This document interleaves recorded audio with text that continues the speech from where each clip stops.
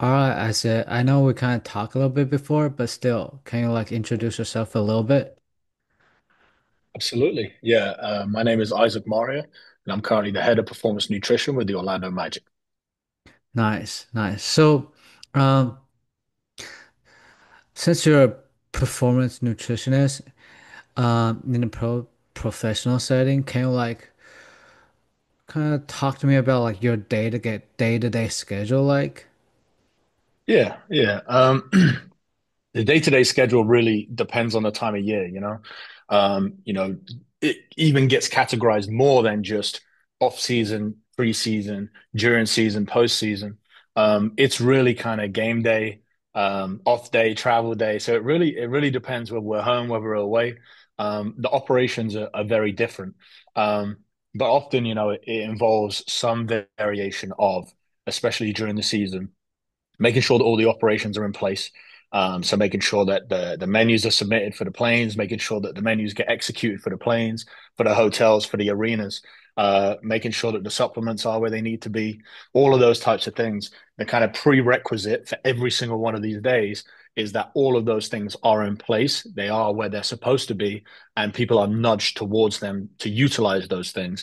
And then weaved in between there is the kind of like the art of coaching, right? You have the science as the pillars of all of the stuff, all of the things which informs what you're doing, and then the art is tapping in with guys, checking in with coaches, talking with who you need to talking with who you need to talk to, massaging, all of these messages to make sure they fit the individual pieces that you need to. So yeah, any day can involve all of that type of stuff. And then when you add in a game onto the mix as well, it's also what's happening during the game too, and you can go in with a plan, but ultimately you need to go in with a number of things which can be plugged in when you need to, because every game is different, every day is different. Everybody will have different needs. Maybe we're coming off a back to back. Maybe we're playing at altitude. Maybe we've had a few days off. Maybe we're coming after All-Star break, and all of these present different challenges. So being present and observing is one of the things which weaves all these days together, and figuring out when to push, when to pull, when to speak, and when to STFU. Nice, nice. So, um, what's what's it like to like, because from a strength coach standpoint, especially when you work with like pro athletes, they want to do stuff on their own or like they want to do stuff their own way. So what is it like for you to like communicate with the athlete about like their meal plan or like the supplements? What is it like? Yeah. So I think being in the nutrition world, you're presented with a number of unique challenges compared to other people. But I think, as in the other people being PTs, strength coaches, but I also think that those things are beneficial too. So, like, for example, we may start with somebody that has a limited knowledge of nutrition compared to a strength coach that by the time they get to the NBA, the player has likely had some influence during high school, lots of influence during college, or if they come from overseas when they get to the pro level. But nutrition is the one for the most part, especially with players that come from the US, we have a pretty low level of baseline knowledge and application. So that can be a hindrance, because you have to start pretty basic. But it also means that they likely don't have a structure in place that you then have to pay attention to and work within. It's normally a blank slate. So as long as you have, the respect and the relationship with the player, I actually think that in a lot of ways, nutrition is the one piece that you can get the most buy-in from initially. You have to pay less attention to how do they like to warm up, or how do they want to activate before a game, or what kind of recovery strategy do they want. I think that we have a little bit more of a blank page in terms of, instead of, and there is some, what do you like? And some people will have previous experience with things that they're used to, or things they like, or maybe things that they don't like. But for the most part, I think I am able to present and say, hey, this is what I want you to do. And for the most part, it's something that is unknown to them or something they haven't been exposed to. So I at least get that benefit. So I think that nutrition in that sense is a little bit unique, and for me, it's a benefit. You get to have a ton of buy-in, and you get to actually elevate a lot more on the nutrition side, in my opinion, versus taking on a project that's almost finished in those other areas. Does that make sense? Yeah, yeah, yeah, of course, of course. So, sometimes like see on like maybe social media or like news that like certain athletes likes to eat McDonald's or like likes to drink Cokes. So like they basically just eat McDonald's like every day. So if you like have to interact with those kind of athletes, how would you start? Yeah, I think a lot of people assume that people get to the NBA because of their good habits, rather than despite their bad habits, right? So I think you take all of that into consideration. Everything that they have been doing their entire life has got them to where they are. Um, and for different reasons, some guys are more stuck in that mindset and in that kind of world than others. Some people you can easily persuade away; they just have never known. Other people are kind of more stuck, and you have to figure out the reasons why. Is it convenience? Is it the way you were brought up? Is it that your palate needs to be elevated? It's all of those type of things. So we do see those type of guys. But you just have to recognize that a good job is done over time, right? You're not going to go in and completely change everything about what this athlete does. So you just have to start with the little wins, right? Doing it a little bit less often. Okay, if we're going to do that, maybe we do that at a different time. And instead, we're going to clean things up right around game or right around practice to maximize these benefits. And ultimately, it's figuring out whatever the pinch point is for that athlete. Are they coming up on a contract year? Are they maybe on the borderline of being an all-star? Are they on the cusp of being a max player? And it's figuring out what is it that's going to motivate them? And if there are a number of small things that you can do to put yourself in that position to just nudge you over the edge, I think for the most part, guys are bought in and willing to at least try. And the key there is that you do fail on the first time. I don't want to try that. That tastes like I don't want to eat that. That's garbage. I don't want to eat that. I don't want to drink this, and that's fine.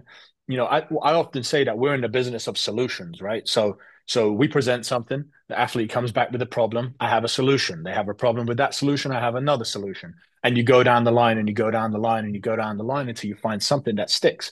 And that's again, I come back to the art of this, right? Like there's the science of performance nutrition and then there's the art. And it's the same with all of these positions, right? So it's figuring out where they're at, why they are in the position that they are, recognizing that and respecting it, and then trying to move them in the direction of more favorable habits and behaviors which are going to get them to where they want to be, which for the most part is playing minutes, being effective when they're on the floor, getting paid at the highest level, and being at the highest level for as long as possible. This is generational wealth that people are accumulating here. So it's figuring out for every single guy. Some guys are just motivated by the performance side, and that's it. Hey, this is going to be better for your performance. Boom, done. Other people, on the other hand, need to understand the other pieces. If you don't ever draw a connection to, you know, if I change this, then what? Do I feel different? Do I sleep different? Do I play different? If you never tie the intervention into a feeling, there's no recognition of, well, I changed this and things suddenly became better, or I didn't change this and things have progressively got worse. So it's figuring out where they're at, why they are where they are, building a plan that's individual to them with a time frame that allows them to move in that direction, and just supporting them along the way. But ultimately, there are a lot of people that have made it to this level despite their bad habits. Um, and you can get frustrated by that, or you can look at it as, man, this player is already world class, and I get the privilege of being able to optimize these little pieces that are so far away from being perfect, right? They're here already. So now it's like, right, even if I change one thing, hey, we start doing, you're going to do a tart cherry after every single game. That's the one thing they're going to do. Hey, I feel a little bit, you know what, slept a little better, and I'm not quite as sore as I used to be. Boom, there you go. That's the Trojan horse. Now, okay, do you know what? Maybe we could take this as well. Okay, now you've got the trust, right? You're tying it in. There's a suggestion. It's led to something that's positive, and now you're in. And for some people it might be one thing. For other people, it could be multiple things that you need to provide to get their trust, or a certain amount of time, But everybody's different. The art is just figuring out what it is they need and how to get it done. Nice, nice. So, uh, the next question I want to ask is like, I'm not familiar with the overall like nutrition, all those stuff, meal planning, all those stuff. But so, how do like interact with like the strength coaches, the athletic trainer, or the PTs? No, that's a good question, and I think it's probably different in every team. But the reality is, for those that don't work in the NBA, the reality is that you spend more time with your colleagues than you do with your own family. So you have so many conversations every single day, and some of it's social, and some of it's got nothing to do with work. But a lot of times we're talking about athletes. We're talking about observations. So it's a continual thing. It's not that there's so many structured meetings where we're talking about specific athletes. It's a continual thing where it's a constant evolvement, it's a constant evolution. So, we're talking all the time, so we collaborate in every single way. We all flow across departments here. We're walking through the building. We have a system which allows us to do that, and we have the characters which really flourish in that situation too. So as it relates to nutrition, everything is signposted towards me. As soon as there is a nutrition issue or a nutrition opportunity, it will be signposted towards me. And likewise, if there's a movement opportunity or an injury opportunity, it gets signposted to the right people. So I think that's really important as well. It's not siloed, but it's that there is one voice for each one of these things, right? There is a philosophy in place for every single aspect. So that's pretty much how it works, and when you have one clear philosophy which goes across all the departments, you know what information is pertinent, what needs to be shared, what doesn't need to be shared, who do you share it with. So that's how we go about things. But it's figuring out the right language to use. It's figuring out the right time to have the conversation, who's listening, who's supposed to be privy to this information, who's not supposed to be privy to this information. But ultimately, it's an interpersonal situation within the department. It's personal relationships which grow over time.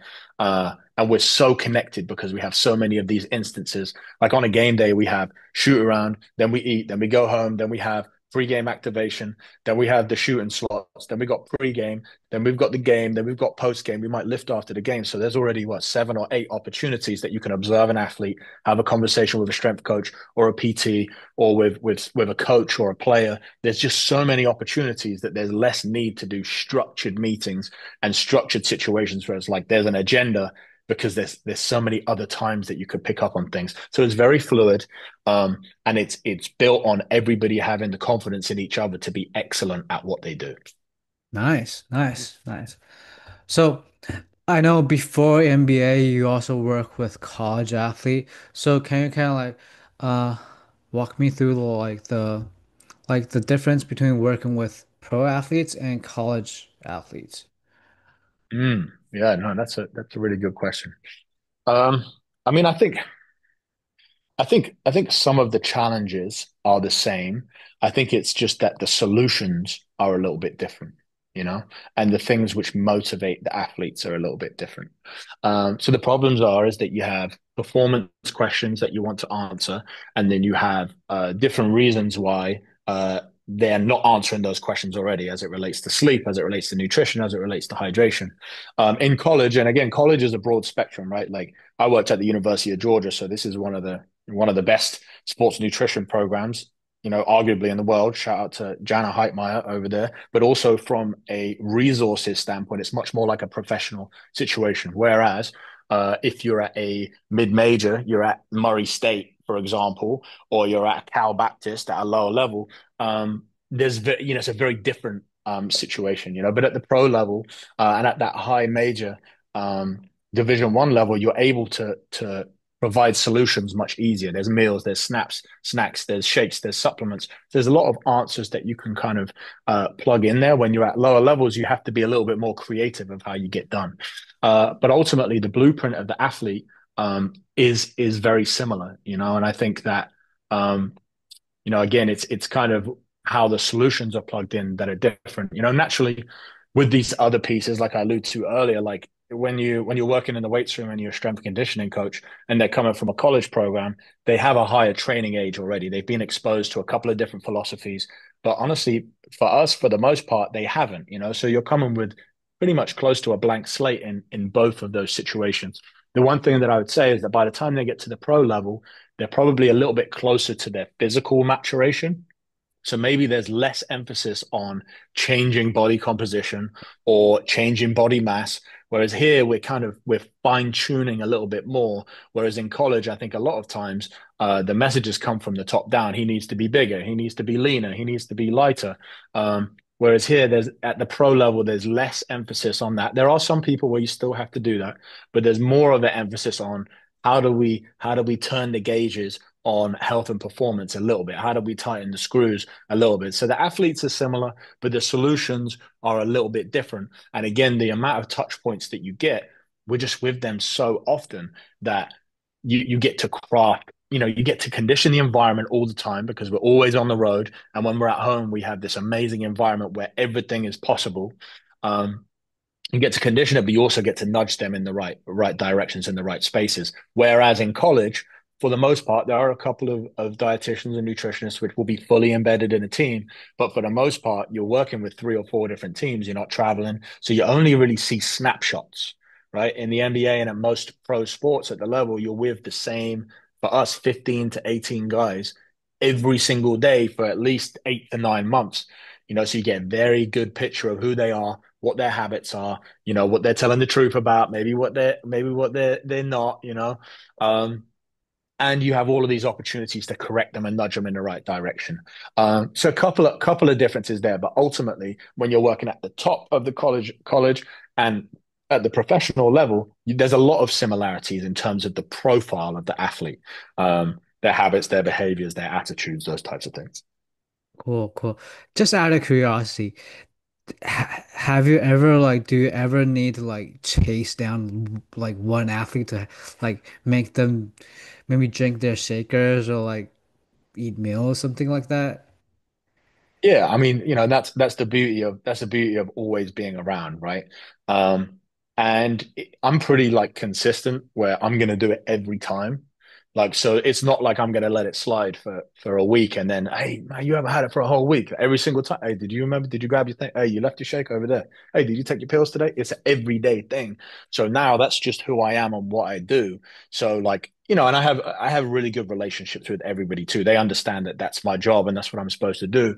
So there are a number of guys, and at different time points, it could be any one of them, right? We have some guys that are more sufficient. We have other guys that are less sufficient or at different stages in their development. But at any one time, any one of them, I could have to chase after and be like, "Hey, you forgot your shake," or "Hey, did you take your pills today?" or "Hey, did you get on the scale today?"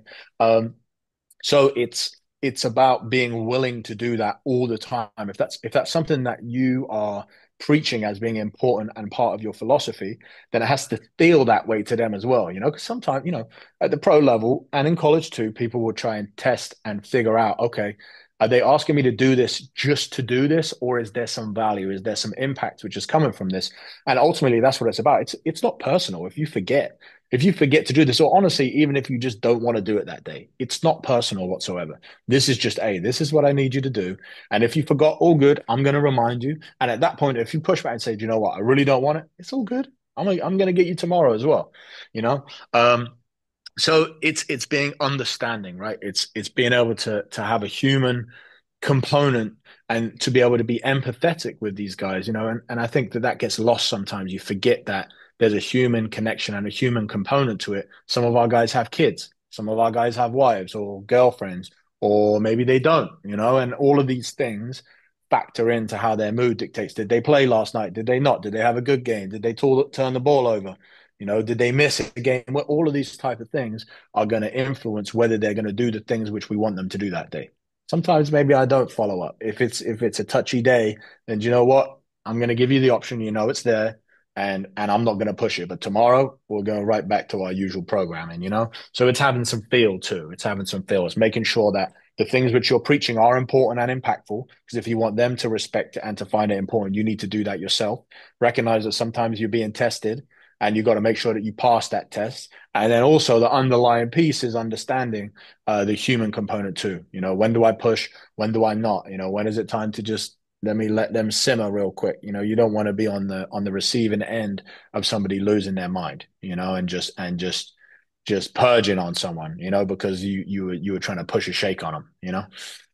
So that's what I would say on that. There's any one guy on any one team could be having one of those days.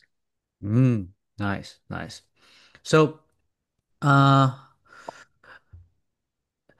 I know like working in NBA, there's like 82 games per season, like every year.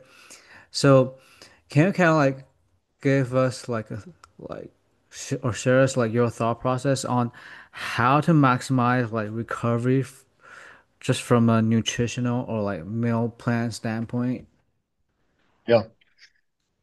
So again, as I alluded to earlier, there's kind of more sections in a season than you'd think, as in preseason, during season, postseason, because the year is so long. There are going to be there are different focuses at different time points throughout the year. We have an index which looks at game difficulty. How many games have we played? Are we on the road? What's the other opponent's record like versus us? There are a number of ways which you can categorize load at different time points throughout the year, and also because we're on the road all the time too, and we're with them, we can catch a feel for it as well. Like, guys, is mood or morale down a little bit? Are we not sleeping so well? Is there illness which is going through the team? So all of those things can help periodize different strategies. So I build custom supplement plans and custom buckets based on the time of the year. Like we just came off the playoffs, right? So we have a playoff push package where we're managing inflammation as best as we can and muscle damage as best as we can. In the preseason, we might be a little bit more towards adaptations based. So we're trying to build some resilience and some robustness in our tissue there. So we're trying to stay as healthy for as long as possible. Around that winter time when guys start being sick, maybe we're pushing more immune stuff. But ultimately, that breaks down the individual sections and the buckets within the year where we may have focuses for everybody, kind of a team focus at different time points. But then also, it's considering that there's 3.5 games a week as well. So as you talk about recovery, it's a constant cycle. We are preparing and recovering at the same time. So there are some things which you might want to push acutely, supplement and nutrition wise, and there are some things which you may want as chronic underlying things. But the reality is that even the things which you do acutely in preparation for a game become chronic because you're doing them 82 times, 90 times, and it keeps going, right? So you can get lost in the weeds of trying to periodize too much when ultimately we're constantly depleted. Our glycogen is always needing to be replenished. We're always fighting hydration. We're always going to be trying to give our bodies everything that it needs to recover, to grow. So as much as you can cycle things and have different areas of focus, a lot of times we're just trying to feed the fire. We're just trying to put as much positive things in the body as possible. How do we build? How do we grow? How do we optimize sleep? How do we optimize brain function? There are a few kind of different categories which I try to optimize across everything that we do, right? You've got the brain, you've got the muscle, you've got the gut, you've got the bones and the joint, and then you've got the blood. And when I say the blood, that's any deficiencies that we have. So we'll test for deficiencies, we test for kind of recovery status, internal load, looking at what's going on in the blood in that time point. We'll look at relationships with that alongside our data that we collect on the floor for our external load. And we'll look at all of those things to kind of direct our focus. But ultimately, those 5 categories are going to be really important. So what can we do for the brain when we're low on sleep? When maybe we've just lost 2 games in a row and we're trying to optimize everything that we can. We have supplements and nutritional pieces and behavioral pieces as it relates to sleep and bedtime routines, supplementation and strategy for the brain, as we do with the gut too. Why is the gut important for us at this time point? Why is the muscle important? Why are we prioritizing that right now? I mean, this is our functional tissue, right? We're using this every single day. This needs to be as close to optimal as possible if we're going to get through the game, let alone perform at a high level every night, right? The bone and the joint, we're seeing so many increased incidences of injuries. We're getting guys that by the time they get to the league, they've played so many more games. We've got AAU, we've got high school, we've got college now. Guys are in college now for 5 years. Legit prospects are in college for 5 years, and then they get to us, and now they're starting their NBA careers. So the bone and the joint are really important too. We spoke about the blood, we spoke about the gut, the brain, all of these things which impact performance. How are we trying to optimize them all at once? And the reality is that you're not going to get all of them to 100, right? But how do we get them a little bit better? right? If we could have a little bit better focus, a little bit better energy, a little bit better resilience tomorrow, then we've done our job. The NBA is about getting out there and doing your best every night and trying to perform, which is incredible. Like as a practitioner, even when you feel what that feels like for your body, for your sleep, for your mood, just traveling that much, you have a whole different understanding for how amazing it is that these guys go out there and operate at that level. So recognizing that they're already amazing, amazing performers, and that those categories that we could try to optimize, if we can get them a little bit better, then we've done our job. Nice, nice. So, uh, the next one would be a little bit complicated and it's probably a big one, but can you kind of give us a like vague concept of like how you bucket like uh the whole year from like probably off season, preseason, like earlier in the season, middle in the season, and maybe when you guys prepare for like playoff, the like different goals from each time. Yeah. Yeah. So I think like lots of people, in the off season and the preseason, that's your time to kind of recalibrate. We want to give guys as much of a break as possible initially, especially after a playoff run.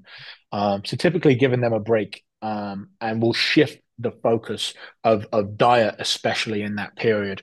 I'm trying to promote metabolic flexibility. So being able to switch the fuel used to match the demand, right? So during the season, we're hammering them with carbs so often.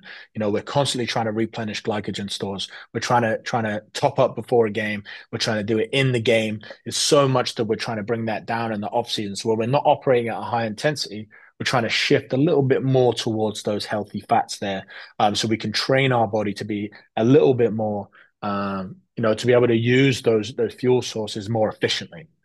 So now when I'm using fat at rest, I'm preserving my glycogen so I can use it better at those high intensities. So there's a slight different shift, for a number of reasons. One is this physiological adaptation that we're trying to put in, but also from a mental standpoint as well. Just bringing down some of the supplementation and doing less rice, less pasta, these things which can lead to fatigue, because during the season we have no choice, right? These are our easiest options, to get carbohydrate in the body. So it's giving them a break in that initial period. And then when we get guys checking back, now it's time to start figuring out goals. So everybody will build goals. And then how do we start moving towards that goal there? So this is an individual strategy that's more centered towards our goals and our adaptation and our development versus the wider picture of winning games. Because sometimes those two things can conflict, right? It's really difficult to, for example, make big body composition changes whilst having the energy to perform at the highest level every day, right? So that's those first two windows are off season and then coming into preseason. Then training camp, and in the leading up to training camp, it's looking at, again, it's how do we maximize? We're trying to build a base, right? So how do we maximize our resilience and our capacity for exercise? Because training camp is going to be a big spike, right, after a season. And if we haven't done our off season correctly in terms of our fueling, in terms of our training, that can lead to a cascade of potentially negative implications for the body and the risk of injury, right? So we're trying to provide that resilience. That's also an opportunity to do our testing. So during this window, we're going to try and get body comps. We're going to try and get our blood work. We might do a sweat test, and we're going to build a profile on that individual at that time point, because later on in the season, it gets increasingly more difficult to do that. Now, at this point, we've built the body. We've given ourselves a rest. We've done some of these things to reduce the mental fatigue of the continual fueling strategy for a game and recovering. We're now building resilience coming into training camp, and we're starting to lock in strategies now as we move into the preseason, where we're playing scrimmages, we're playing games where we can introduce new products. We might want to introduce a new supplement, that perhaps they haven't tried before. We're trying to introduce these types of things and building a strategy. Okay, first sub, we're going to do this. Second sub, we're going to do this. Pre-game, we're going to do this. And it allows them to feel out, is this good for my performance? Does my body react well to this? Perhaps my body reacts negatively to this. We want to do that in the preseason so we get everything ironed out. So then when the season hits, everything is just like butter. Everything is good. Everything is smooth.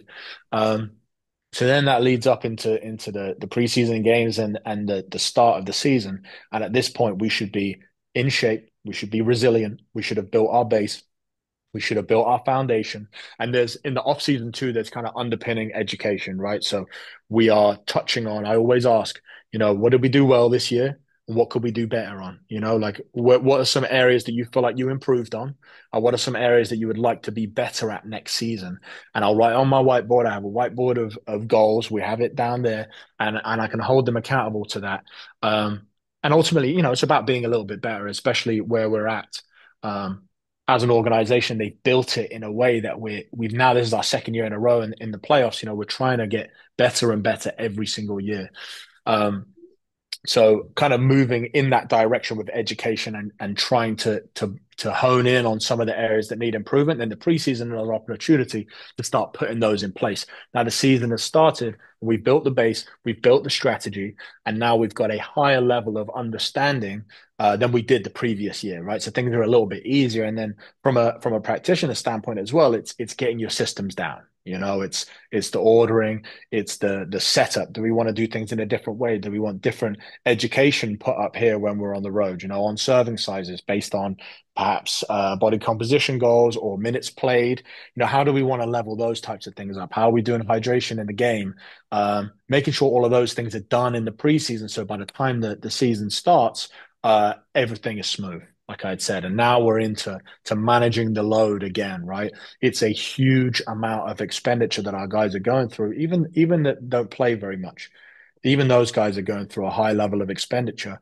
When you're on the bench, you're getting up and down, you're thinking, you're locked in, you're burning a lot of calories that way. We have shooting slots before the game where we're getting a workout in. We have stay ready groups. Some of those guys will be getting up and down. We have shoot around in the morning, plus the travel. So even guys that aren't playing any minutes still require a high level of fuel in here to make sure that they're just kind of maintaining their baseline and staying ready, right? Everybody has to make sure that they're in a position to perform if their name is called because you never know. Um, so now the focus shifts more into fueling for performance. We've done the individual pieces, we've done the targeted strategy, we've made any changes we want to make to the body, and now it's about winning games. It's about winning as many games as possible and making sure that our guys are able to compete every single day, right? So now it's building those fueling strategies back in, right? It's those pieces that I spoke about earlier on. You start with the big rocks, right? We're fueling, we're recovering. It's building systems in place as well. Pre-game, we have the 3-2-1. 3 hours before we got a big meal, 2 hours before we got a carbohydrate snack, 1 hour before we're sipping on some carbohydrate, half time we're topping up. Now we've got the 4 hours of recovery afterwards. We've got to refuel with some carbohydrate. We've got to repair our muscle tissue with some protein. We've got to rehydrate with some fluids and electrolytes. And now we've got to rest and get some sleep, right? So those two strategies we're doubling down on, triple down on those things as much as we can as it relates to sandwiching around a game. And now it's figuring out the other pieces too. How do we target muscle damage? Right after the game, we get a tart cherry, we get a recovery shake, and we've got food. Then we get back on the plane, we've got another meal to order from. When we get to the hotel, we go to sleep. When we wake up, we got smoothies and food again, and repeat. It's trying to encourage them to take advantage of these things time after time after time. So really it's building those systems and strategies in place, making it as easy as possible for our players to make the right decision and nudging them in that way.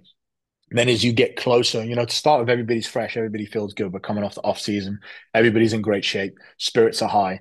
Naturally, then after a couple of months, we start feeling it a little bit, especially our rookies, right? So they might need a little bit of extra attention, extra nudges in the right direction. Our supplementation may shift towards promoting regeneration a little bit more. We do have some staples supplementation wise that we'll be doing regardless. But as we see those things, based on what we're seeing with our external load stuff, when we're looking at our Connexon, when we're looking at our game data, there may be individual strategies we have. When guys flag on this marker, we implement this. When they flag here, we implement that. So there's a targeted approach for each guy as well. And again, because we spend so much time with them, I have the ability, hey, this is what we saw on the report. I want you to do this for the next 3 days, for example. So it's a little bit more targeted. And as you get close to All-Star break, people start wearing down a little bit. So now it's pushing things even more. And at this point, there may be some people that need to refocus, right? Hey, remember in the off season we spoke about this. We were great at the start of the season, and now things are slipping a little bit. That's okay. I recognize that this is tough. You're playing a lot of minutes. There's a lot of pressure, but I want you to start doing this. I want to see this a little bit more. So you're kind of rejigging guys' focus again back to what's important. It's sleep, it's hydration, it's nutrition, it's getting your body work done, it's being on top of your treatment, all of those types of things. And then after All-Star break, you get the opportunity to refocus again, lock in those systems, and start focusing on the playoffs. And again, then it's making sure that we're fresh, making sure that we're recovered, and making sure we're ready to play. Um, so that's pretty much the year in a nutshell. There are many constants, but there are also targeted approaches based on what we're seeing, what we're hearing, and what we're feeling with our athletes. Mm, mm. So, uh, you kind of mentioned that there's gonna be some training load spike during the training camp. Can you kind of like dive a little bit deeper into like how you prepare the training load spike? Yeah, so it's not like guys just show up for training camp, you know. So we build plans for everybody in the off season where we're getting them ready for that, you know. So it's a crescendo. What by the time the training camp arrives, we've already influenced the environments that they're in, whether it's us, whether they're here in the building with us, or if they're elsewhere. We are handling all of that stuff in terms of making sure that they're coming back ready for that spike. So it's not like in the old days where it's like they'll just show up to training camp and that's it. We have a lot of guys in the building throughout the course of the summer, and we have a pretty robust approach to making sure that we categorize them where they come in at, and we build them step by step. We've got some guys that are going to be playing in summer league, and we've got some guys that won't come back until September, October. So they all have different timelines, but we kind of have a system in place for everybody, with our guys on the court, with our coaches on the court, with our performance staff, to make sure that we have certain things which we need to achieve before we get to training camp. And then look, there's some things which you can't prepare for as well. There's an element of it's okay to be a little bit banged up. It's okay to feel a little bit sore. It's doing everything that we can to mitigate that, right? It's these are all the things which we can do. We can get hot tub, cold tub. We got sauna. We've got infrared. We've got all the nutritional pieces. We have everything possible to mitigate that, right? So it's making sure that they're aware of those types of things too. So, long story short, we're making sure that there's a staggered approach to peak at the right time, making sure that they have satisfied certain things before that. So by the time training camp comes around, we're getting the most out of it, right? Because training camp is not just about physical preparation. Training camp, at that point, we should already be in the right physical shape. It's about putting in high level concepts. It's about strategy. It's about philosophy. It's about building chemistry. So we need to make sure that they're ready for all of that. Hmm. Okay. Another question I want to ask is like, uh, it's a team sport, so there's gonna be injuries, right? So when some athlete get injured, how like from a nutrition standpoint, how would you like handle it, or how would you change like the plan? Yeah, yeah. No, it's a good question, and it's pretty nuanced depending on what the injury is. What's the focus around that injury? Are they going to be immobilized? Is there a surgery involved? So it's figuring out what are the mechanisms at play, what's going on, what's being upregulated, what's perhaps being downregulated, and then how do I support this? Right? How do I mitigate the negative things, and how do I amplify the positive processes that we're trying to plug in there? So it's having a really good understanding of the physiology surrounding that injury, and then also understanding the physiology of certain nutrients and supplements on those processes, right? So again, it's considering all of those pieces, but this should be very individual to the athlete, because now you have to consider not only what perfect world scenario is, but also what are the barriers with this athlete? Do they not like taking pills, for example? So is there a liquid form? Do they not want to drink something that doesn't taste like soda, for example? How do you make it taste as good as possible? Do you reduce the volume? If you're going to get someone to do something every single day for 12 weeks, you've got to get somebody locked in and motivated on that. Do they want to step on a scale on it every day? Probably not. How do you get them to do that? So again, as with everything here, you start with the science, you're underpinning the science, what's going on, what needs to be dampened, what needs to be amplified. Now, how do I bring this to life? recognizing the athlete. What are the barriers that I'm going to find here? What are the things that I can lean into here? And this is where the relationship piece and the art of the coaching comes in, right? It's figuring out how to get things done. And again, being in the business of solutions. This is the issue that we have. This is the solution that I have for it. Okay, that one doesn't work. Down the line again, down the line again until we find the right thing, right?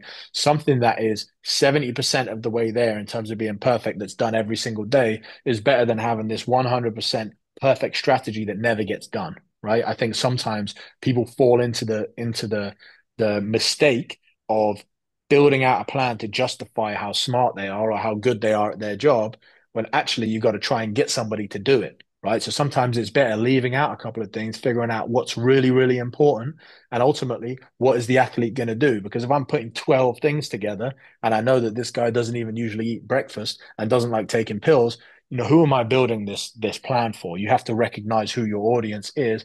And again, it's not about being perfect. Would it be great if we could get someone to be perfect? Yes. And I've got a handful of guys that would love every single tiny detail mapped out. But for the most part, it's figuring out how do we optimize things? How do we get things a little bit better over time? And again, making sure everything that I'm asking the athlete to do is actionable. If I'm getting you to step on the scale, this is why. If we're doing a DEXA, this is why. If I'm getting bloods, this is why. And it's making sure that we are, even when it seems like they don't want to know, it's making sure that you're letting them know that something's going on in the back end. This is what I'm using this data for. So again, very individualized based on the athlete, based on the injury. It's understanding your physiology, really knowing what's going on in the body and what the processes are and how they change over time. Because if you have a 12-week injury, there's probably going to be different stages within there that we're trying to support. So recognizing those stages, then recognizing what the science tells you about nutrients and supplementation, whether it's actually doing what you think it's doing, whether the dosage is correct, and plugging those strategies in. So there's your plan. And now figuring out how do I get this individual to carry out this plan every single day for 12 weeks? And then how am I tracking success? What do we see as success? Is minimizing muscle wastage success here? Is getting them back to full fitness and being ready to play? Is that success? And what's success for the athlete too? Do we have pain that's affecting their sleep? Or is it discomfort that's affecting their sleep? Is there something that we can do to put in place to help sleep or help a certain area of this recovery? So it's considering all of those pieces. Nice, nice. All right. Last thing, okay? So I saw the board behind you, one size what, one size why. So what exactly are the whiteboard for? Yeah, no, I mean it's just I'm in the conference room right now. I mean it's always figuring out what it is, what it is that you're trying to do and why it is that you want to do it, right?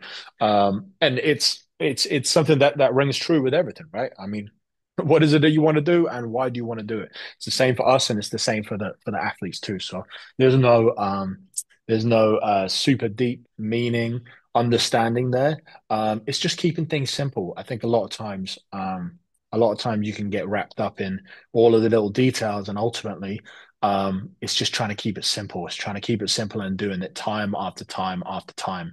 In the performance world, especially in the NBA and in professional sports, there's so many ups and downs. The coaches and the players are on this wave of these ups and downs, and in performance, we got to be right here. When they're high, we got to bring them down. When they're low, we got to bring them up. Just making sure that we stay even keel and making sure that we stay with our eyes on the prize as well, right? Nice, nice.